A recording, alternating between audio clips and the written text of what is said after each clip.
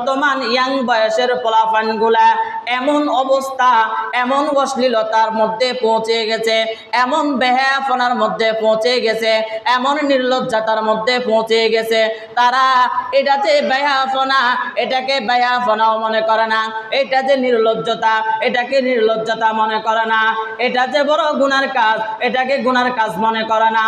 অফেনলি মুরব্বীদের সামনে তারা সিগারেট টানে, রাস্তার পাশে বসে তারা গাঞ্জা বানায়, গাঞ্জা টানে, রাস্তার পাশে বসে তারা মদ পান করে। কোন মুরব্বীরা তাদেরকে কিছু বলে না, সর্দার মাতবাররা তাদেরকে কিছু বলে না, উঁচু লেভেলের শিক্ষিত ব্যক্তিরা তাদেরকে কিছু বলে না। বলবে কেন?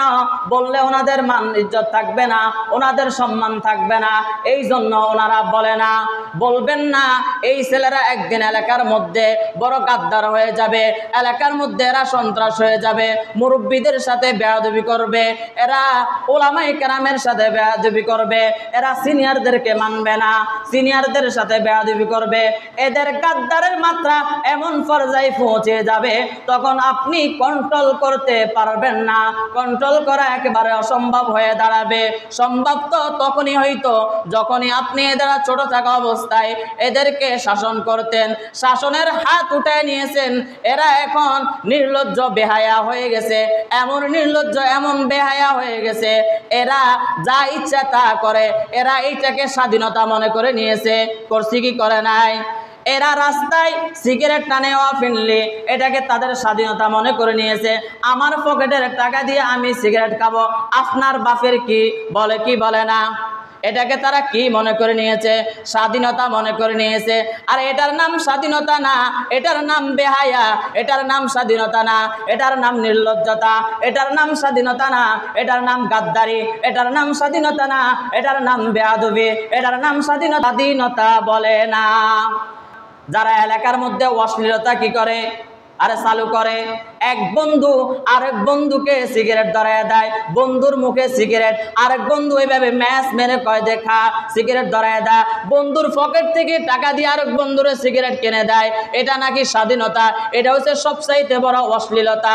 বন্ধুর পকেট থেকে টাকা দিয়া গাঞ্জা কিনে দেয়, বন্ধুর পকেট থেকে টাকা বাইর করে ইয়াবা কিনে দেয়, বন্ধুর পকেট থেকে টাকা বাইর করে মদ কিনে দেয়। দোস্ত মনে রাখ, তোর মতো পোড়া কপাল, তোর মতো জাহেল আল্লাহর এই জমিনে আর কেউ নাই। কোরআনুল কারীমের সূরা নূরের মধ্যে আছে 19 নম্বর আয়াত, যারা অশ্লীলতা ছড়িয়ে ছিটিয়ে দেয় এদের আযাব দুনিয়ার জমিনের মধ্যে আছে এবং আখিরাতেও এদের জন্য কষ্টদায়ক যন্ত্রণাদায়ক শাস্তির ব্যবস্থা আছে। বলেন কি আছে কি আছে না? দেখবেন যারা নেশা করে, যারা সিগারেট খায়, যারা গাঞ্জা খায়, যারা ইয়াবা খায়, যারা মদ খায়, যারা হারামের সাথে জড়িত, অশ্লীলতার সাথে জড়িত, বেহায়াপনার সাথে জড়িত, যাদের লজ্জা নাই, নির্লজ্জ বেহায়া, এরা মরার আগে এমন কষ্ট পাই মরবে, পুরা এলাকাবাসীকে খবর করে দিবে। যারা নেশাগ্রস্ত, অনেক সময় দেখা যায় এদের মুখের মধ্যে ক্যান্সার হয়, মরার আগে এরা খাওয়া দাওয়া করে মরতে পারে না, ঠোঁট দুটার মধ্যে বিচি পড়ে যায়, ঠোঁটের মধ্যে ক্যান্সার হয়, জিহ্বার মধ্যে ক্যান্সার হয়, ব্রেনের মধ্যে ক্যান্সার হয়, হাতের মধ্যে ক্যান্সার হয়, পেটের মধ্যে ক্যান্সার হয়, কিডনি ড্যামেজ হয়ে যায়। এমন সময় দেখা যায় বাংলাদেশের কোনো ডাক্তারও তার রোগ নির্ণয় করতে পারে না, তারপরে ইন্ডিয়া নিয়ে যায়। ইন্ডিয়ার ডাক্তাররা বলে আমাদের যেই পরীক্ষা নিরীক্ষা, সকল পরীক্ষা নিরীক্ষা করলাম, কিন্তু সে কোন রোগে আক্রান্ত ধরা খায় নাই, ধরা খাবেও না, কারণ রোগ দিছে কে? ওরে কথা কয় না, রোগ দিছে কে? আল্লাহ রোগ দিছে, খুশি হইয়া না নারাজ হইয়া। আরে যখন বান্দা অশ্লীলতা করতে করতে, বেহায়াপনা করতে করতে, নির্লজ্জ লজ্জাবিহীন কাজ করতে করতে যখন উঁচু পর্যায়ে পৌঁছে যায়, তখন আল্লাহ তাআলা আর সহ্য করে না। আল্লাহ তাআলা বারবার দমক দেয়, একবার সর্দি দেয়, একবার জ্বর দেয়, একবার কাশি দেয়। ঘুমের ঘরে স্বপ্নের মধ্যে দেখে, একদিন দেখে যে একটা বিশাল বড় সাপ তাকে দৌড়াচ্ছে, এসে হাঁফাইতে হাঁফাইতে এক জায়গায় গিয়ে দাঁড়াইছে, আবার তাকে সাপটা দৌড়াচ্ছে। আরেকদিন রাত্রে দেখে এক বাগানে গেছে প্রস্রাব করতে, ওই বাগানের ভিতর থেকে একটা বাঘ তাকে দৌড়াইতেছে। আরেকদিন রাত্রে স্বপ্নে দেখে কিছু ডাকাত দল তাকে দড়ি কোবাইতেছে। আরেকদিন রাত্রে স্বপ্নে দেখে আজরাইল আলাইহিস সালাম তার সামনে দাঁড়ানো অবস্থায় আছে, তার জান কবজ করে নিয়ে যাইতে আছে। আরেকদিন রাত স্বপ্ন দেখে চারজন ব্যক্তি তাকে কবরস্থানের দিকে নিয়ে যাচ্ছে। আরেকদিন রাত স্বপ্ন দেখে তাকে কবরের মধ্যে রেখে দেওয়া হয়েছে। আরেকদিন রাত স্বপ্ন দেখে কবরের মধ্যে যে রাখলো সাপ বিচ্ছু পোকার মাকড় তার পুরা শরীরের মধ্যে হয়ে গেল।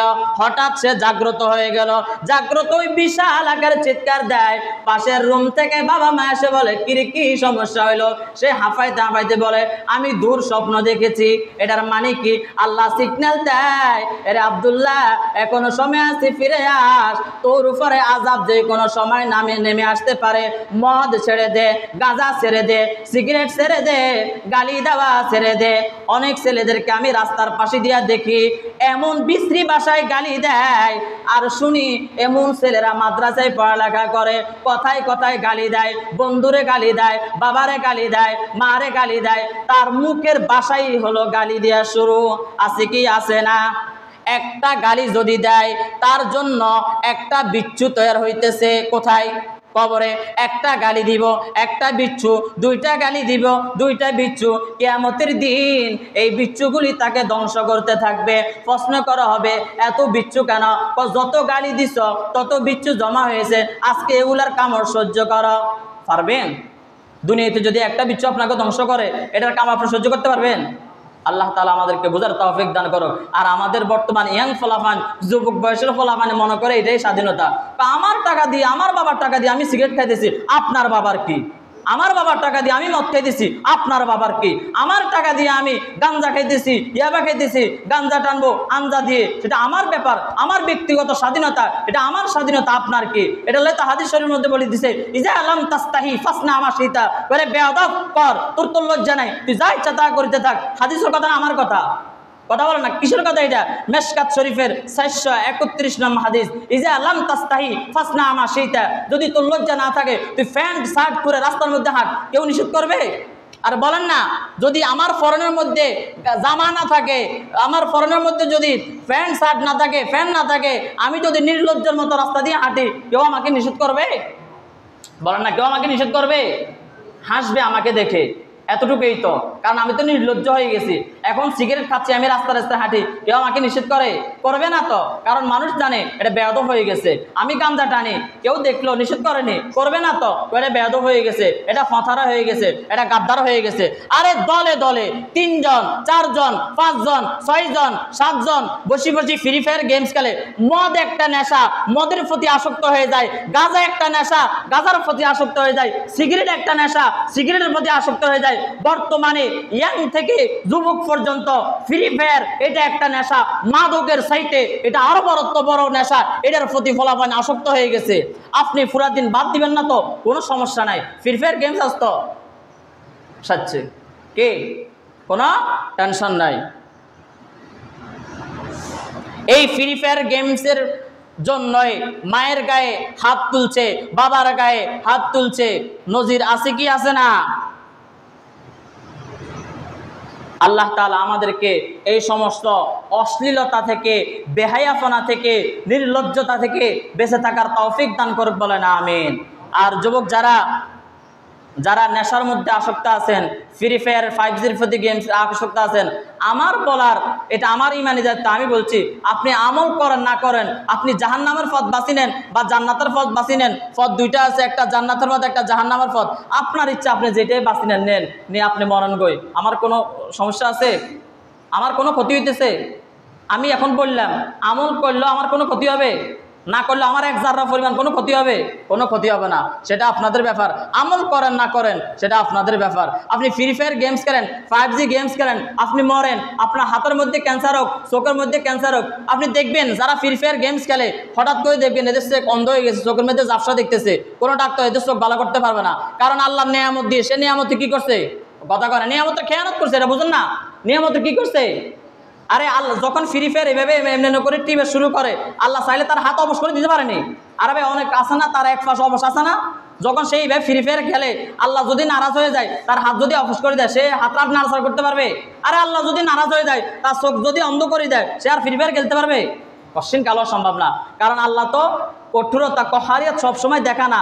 আর যেদিন দেখাইবে সেদিন আপনি 1000 কোটি চেষ্টা করলেও আর বাঁচতে পারবেন না।